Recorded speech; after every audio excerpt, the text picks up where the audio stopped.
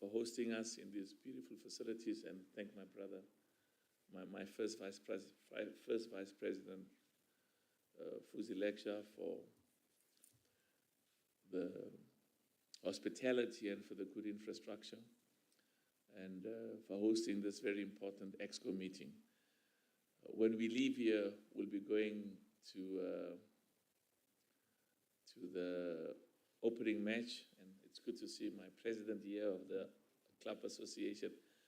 Pialan, you should be sitting here. Can they organize it? Yeah, a chair. Yeah. Getting an extra chair for him, President. And Siddharth as well. You should be coming up. And again, thank all the Vice President Kurt. Thank you so much. And Mofre Pialan, thank you, Vice President. Madame Christine, thank you so much. And Siddharth, thank you for the good work. And thank you to our Secretary General and to the CAF staff. There are two very simple issues we want to report on, other than the football, which is very important. And the process of making sure that African football is globally competitive. We saw how the African clubs performed at the FIFA Club World Cup, and we are confident that they will continue to even do better. You can see that the quality of African club football, which is significantly more competitive because there the financial resources are such an important issue. So we just want to thank all of the clubs from the continent, Al Ahly, Wydad, Esperance, and Mamelodi Sundowns for representing us, and wish them all of the best in future, and wish all of the African clubs. Berkane has won the Confederations Cup, and Pyramids have won the Champions League. We're very proud of all of them. And we are confident that in future, the African clubs at the FIFA Club World Cup will do better, will graduate and qualify out of the group stages and do even better. The second issue is we announced in Addis Ababa this $1 billion partnership that we are looking at over the next 8 years, and there's a lot of good progress that's been made, and the identification of a global marketing agency to work with us. We've had a lot of excellent proposals from companies that are from global marketing agencies that are proposing to work with us. And the aim is very simple. We want all of that money to go to football development in Africa. A huge chunk of that money, we're in the process of discussions. Good progress has been made, and we'll make an announcement in due course. But as I said, the aim is to use some of the financial resources, invest in making sure that all of our member associations can contribute to the development and growth of football, and contribute to more investment in youth academies, contribute to more investment and growth of football clubs and national teams in all of our member associations, and also for those countries where they are upgrading their facilities to be at the CAF and FIFA standard. We're happy that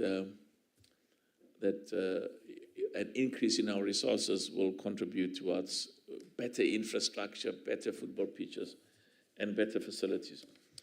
The other matter that we discussed today, we received a report from Justice Damasep, who was the head of the Joint Investigation Committee into allegations of governance non-compliance, which was a matter that was brought to our attention sometime last year. We want to express our deep gratitude as CAF to Justice Damasep and his committee, the Joint Investigation Committee, as I said, that investigated these allegations of governance non-compliance within the CAF Secretariat, and we received his report. which makes it very clear that they found that there was no behavior or conduct that amounted either to money having been stolen, as some people were speculating outside, which is false. The report didn't say anything. In fact, even the allegations, there were issues that were raised there. And the conclusion of the Joint Investigation Committee was they found nothing that was improper. They found nothing had been done that was wrong. And but a recognition is part of the instructions that we gave them was to also specifically identify areas of weaknesses in governments or where we can improve, and they have given us specific proposals. We did excellent work on governance when I became president, but I think we were excessively aggressive in the beginning because the report of PricewaterhouseCoopers made certain recommendations. And what we've asked Judge Dhammasep to do, and we will be in touch with PricewaterhouseCoopers, is to make sure that those areas where there's been good work in governance, which is good, but there are some areas where we can even do better. And these are some of the proposals that he has made. And he will be overseeing over the next few weeks and months with PricewaterhouseCoopers that the adherence and the application of governance, transparency, ethics, best practices in CAF is in line with the best in the world. And I'm very, very happy with the report that we've received from Judge Dhammasep on ensuring that that we continue to be an organization that implements global best practices, as I said, in relation to governance, in relation to transparency, and in relation to ethics. We also announced the vice presidents that have been elected to chair very important positions in CAF. The new president of the Interclub Committee is my second vice president, our brother Kurt, and the head of the Women's CAF Organizing Committee is Madame, not just Bestine, Madame Bestine. She's the new president of the Women's Organizing Committee. She's done excellent work, and we're very honored to have her. And our brother Siddharth is the head of the Youth Organizing Committee. And I also announced today that EXCO approved that Amaju Pinnick will be coming back as and will be attending all the EXCO meetings, and he will be the advisor, my advisor, the advisor of the CAF president. I was so happy to see that. I knew that they loved Amaju. I never knew they loved him so much, you know. There was a huge amount. I have a soft spot for Pinnick because he's got so much passion for football, and it makes me proud to see that others love him as much as all of us love him. So Pinnick is going to be advisor, special advisor to the CAF president, and he'll be attending all EXCO meetings and will be participating. And we will continue, as we did in the past with the CEO of the 2010 World Organizing Committee in South Africa, Dr. Danny Jordan. He'll proceed as well as my advisor. But overall, African football is doing very well, and there's continuous investment, and the schools football is doing exceptionally well. And I want to thank our Secretary General because there were lots of allegations and perceptions in the media about how in his, under his leadership in the Secretariat, that there were issues that were improper, and I'm enormously proud that the investigation has really concluded that his behavior and conduct and the behavior and conduct within the Secretariat, they could find nothing that was improper, and they're very happy. And I'm even more happy because that reflects the total commitment that we've emphasized, that it's important that we don't just comply with governance and ethic, but also that there's a perception by all our stakeholders, all member associations, as well as our partners and sponsors, that indeed we are adhering to global best practices. The final point I want to raise is, of course, for me as president, it's very important because it's part of our legacy that, many years from now, when we are not in, I don't know how many years from now, when we are not involved in football, we can all look back and say we were part of a leadership in CAF that behaved in a manner that was reflective of a deep commitment to global best practices in all forms, whether it's governance, whether it's ethics, transparency, administration, management. So those are the points we want to raise. And I think this AFCON that's taking place in Morocco today is going to be the most successful, the most exciting AFCON in the history of this competition. And I once more want to thank His Majesty King Mohammed VI, may God assist him, and my brother, my first Vice President, and the Royal Morocco Football Federation, and the people of Morocco for hosting us. And as I said this morning, we love football, and of course football is something that we are deeply committed to. But what we also are proud of is the role that football plays in bringing all our people together and uniting all our people on the African continent, people from different racial backgrounds, from different ethnic backgrounds, people from different religious backgrounds, and also our people on the continent who speak different languages. And I once more want to thank the people of Morocco for their contribution and for partnering with us as African football in building African football today for women, but for men as well, and also to contributing towards an African continent where there's greater unity, greater good relationship amongst all of us, and a common commitment to work together. Thank you so much. I'm going to ask my brother if there's anything he wants to say, and as our host, and then we'll take questions from the media.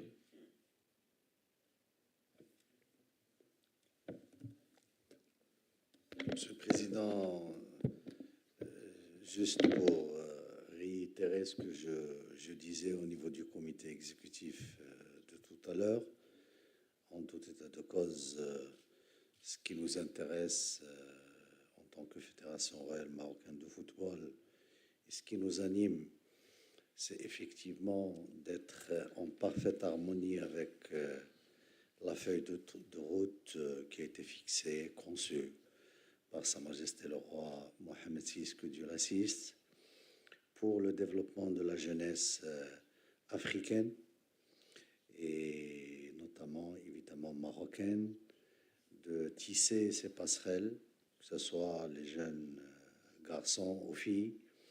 Et aujourd'hui, on est ravis à ce que ces orientations se traduisent d'une manière fréquente sur une terre de fraternité, d'histoire, de tolérance, de cohabitation, mais surtout de civilisation millénaire. Encore une fois, bienvenue à tous les collègues, à vous présidents, mais à toutes les jeunes de tout le continent pour fêter 3 semaines de football et de la passion.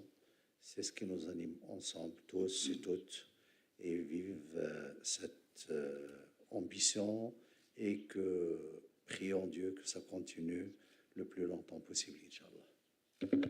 Merci. Merci beaucoup, mon frère Fouzi. Okay, so we'll take a few quick questions.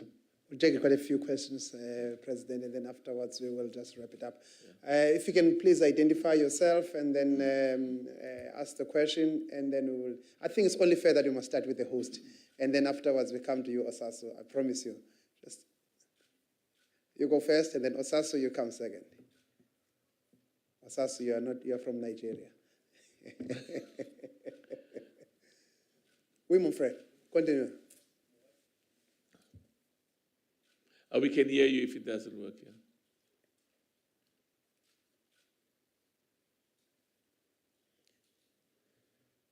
Okay. It's Okay, okay. we can hear you. Let's go. Ça va.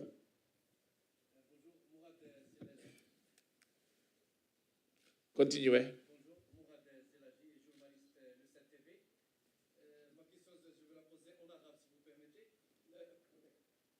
Oui, rebonjour, Mourad Zelagi, journaliste Le 7 TV.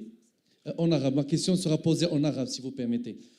كرة القدم النسوية تعرف طفرة كبيرة وتسهرون أنتم بمعية كافة المكتب التنفيذي للاتحاد الأفريقي لكرة القدم على تطويرها حتى تتنافس على أعلى المستويات.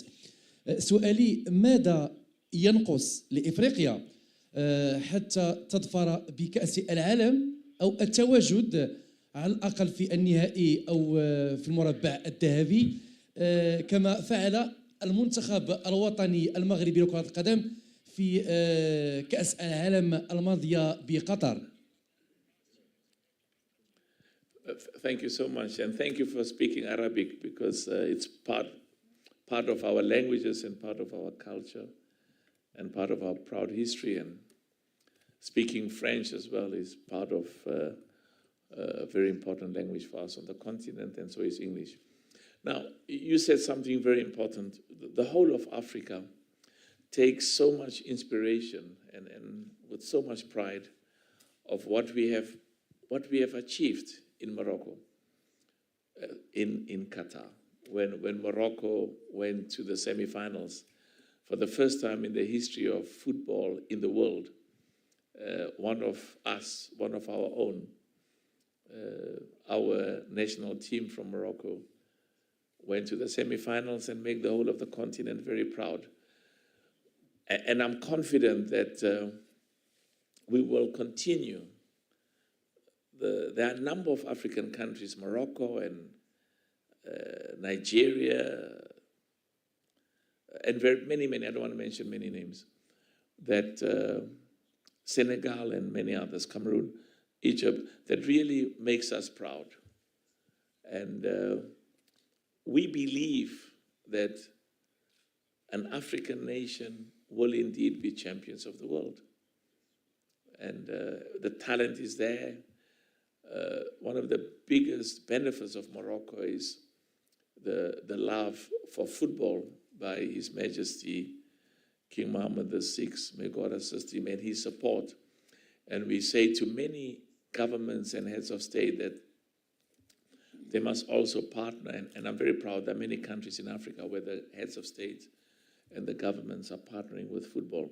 So we remain confident. The standards are improving, and as I said, next year we'll be going to America, and we go to America with a huge amount of enthusiasm.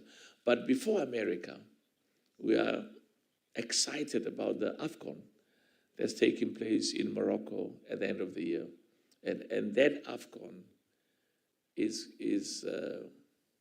going to be the most exciting, the most successful AFCON in the history of the competition in Africa.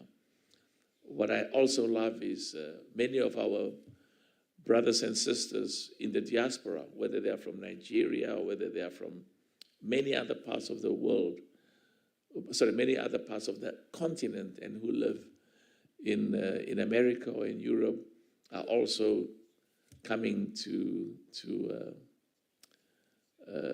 Morocco for the AFCON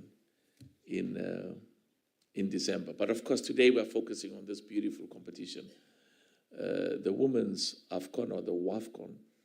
If you look at the performance of the African nations in Australia and in New Zealand, the women from Morocco and various other countries made us proud.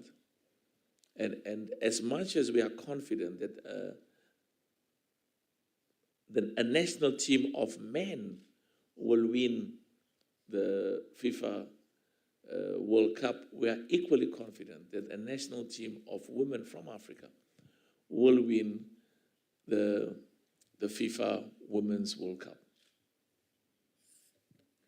Can we go now? Osasu. Oh, okay. Osasu, then we go to you, Celestine, and then Adil. I arrived this morning from America, and at the end of the match, I'm going back to America. So we haven't eaten. So that's why we'll take the questions quickly, and rush off and have breakfast and lunch combined together. Charlotte, Yes. can you just give the microphone, the one that is active, to Osasu, please, quickly? Speak, Osasu, maybe it's fine.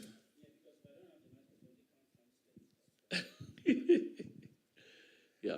So let's make sure we've got,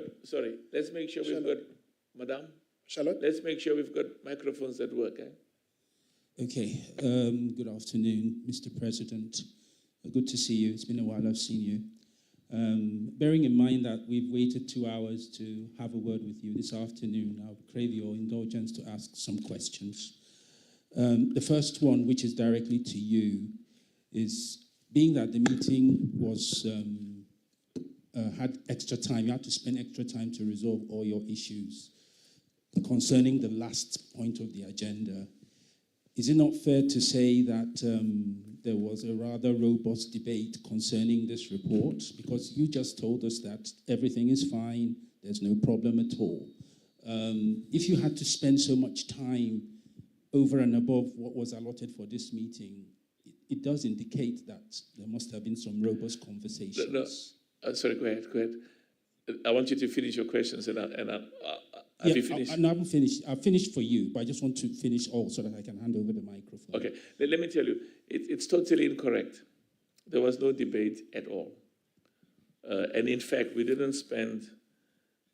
spent a lot of time, most of the time, on the $1 billion financial partnership for African football. That is what a huge amount of the time was spent on. I knew what was contained in the report, and so that was absolutely not a matter of. In fact, there was total agreement. The judge did an excellent job, and in fact, the committee. So I don't know whoever told you that. No. Nobody told me anything. I'm just asking you. Oh, you're speculating. So Yes. I'm just indicating. We've got our priorities clear.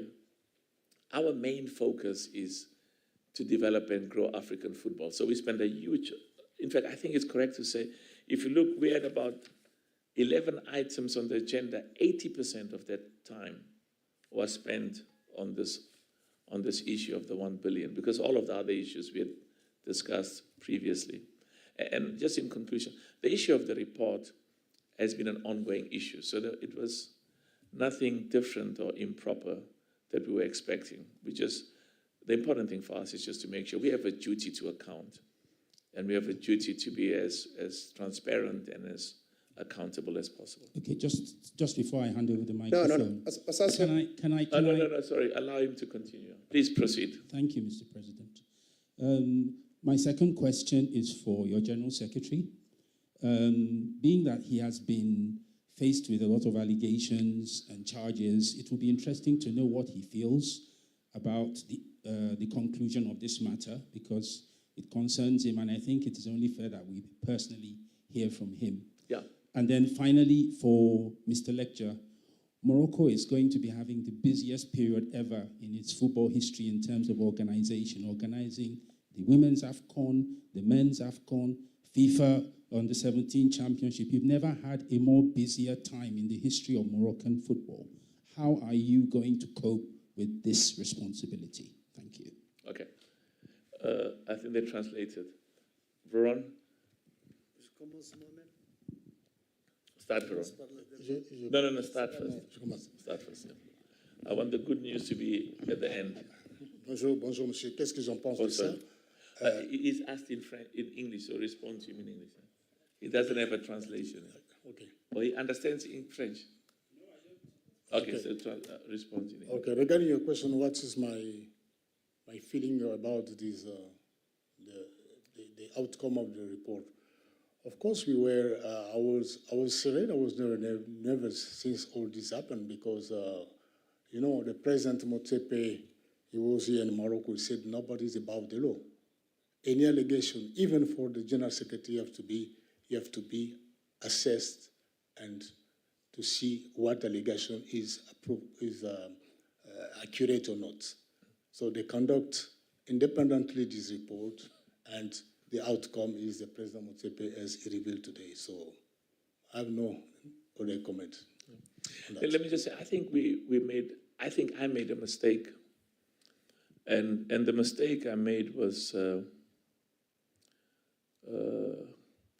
because there is absolutely zero tolerance of corruption and bribery and whatever behavior or conduct that is improper.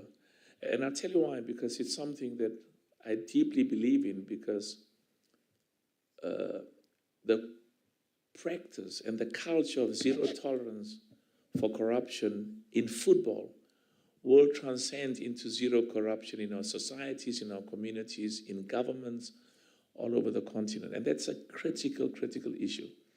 So, when you look at the report and the thorough assessment, you realize that I think we went a bit overboard. And I'd rather make a mistake of going overboard than what happens in some cases in Africa, where there are allegations of corruption and there's no investigation. And worse still, it's covered up, it's concealed. And our people can see that. So I'm very proud because, let me tell you, I never doubted Veron's integrity, never. I wouldn't have employed him. But I also had to make sure that we behave in a manner that's fair, impartial, and let the process take its course. So I'm very proud that the conclusion is there was no wrongdoing. He did nothing wrong. There was nothing wrong that was done in the Secretariat. But having said that, and this is important, that there are areas where we've done good work, but we can do better and do better. The way the judge summarized it, 70% of what was raised in the report complaining about the Secretariat were interpersonal disagreements and arguments and gossip and conflict. So this is partly why I say, I think I made a mistake because, we shouldn't spend time where 70% of what is being investigated in CAF relates to disagreements among staff members and different views and different arguments. This is my authority, you don't have the authority. I want to be promoted, I'm not being promoted. I want to be trained, I'm not. So those sort of petty issues, but you've got to take them seriously. And I'm happy that we dealt with it, and it's behind us. And it's a matter that we will not we will not waste our time on anymore, except, as I said, Judge Damasep and PricewaterhouseCoopers will come in. Those specific areas where they say, there's some areas where we just need to be more precise in terms of you are a senior employee and this is your specific responsibility. And the other senior employee, there's no overlap, because in some cases there has been an overlap in responsibilities that gave rise to misunderstanding. Okay, mon frère Fauzi. Merci pour la question. En tout cas, le plan de charge, évidemment, il y aura la Coupe d'Afrique, on va continuer avec des événements jusqu'en Coupe du Monde 2030, et certainement d'autres événements après 2030. Mais dans tout cela, ce n'est pas une personne, ce n'est pas le Royaume du Maroc qui organise. Ce sont des événements qui engagent le continent africain. On compte sur tous les jeunes, sur vous, sur les milliards africains qui sont sur le continent. On a toutes les compétences qu'il faut dans tous les domaines. Et non seulement on serait capable de le faire, mais on va faire la démonstration réelle du potentiel de la jeunesse africaine et dans tous les domaines pour en faire des événements exemplaires et de référence. Merci. Remember, after Morocco, we'll be going to Uganda, Kenya, Tanzania, and there's a whole lot of competitions that are taking place on the African continent.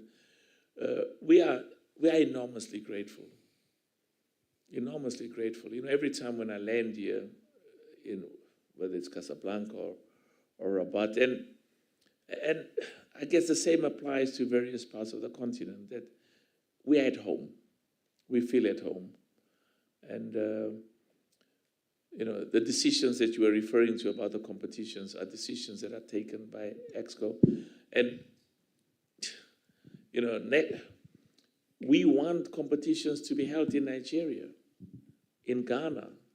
We had the biggest competition in Côte d'Ivoire. We'll be going to East Africa. There are competitions taking place in sub-Saharan Africa, in Southern Africa. And so we have a developmental obligation as well to use football, to develop football in Africa, but also to contribute to the building of infrastructure. Are we finished? I think we'll take the last question from Celestine, and then afterwards we can meet at the stadium. Celestine from BBC, you have the last question. Mr. President, two quick questions. First, you've talked about development of women's football, and it shows in the CAF report that 47 out of 54 African nations now have an active women's football team, senior women's team. Are we going to see further expansion? I know we're in the second edition of a 12-team tournament, but are we going to see further expansion of the Women's Africa Cup of Nations in terms of the numbers of teams? And then finally, as much as there is development and improvement, we are also seeing the same problems creeping up in terms of, right now I can tell you I've come from a training session that the team didn't show up. The team did not show up? Yes, because because they, apparently I don't know why. So it looks like in terms of the management of the game, there's still certain issues among Sorry, FAs. just a minute. Sorry? Which one? DR Congo. Congo, they say they haven't been paid.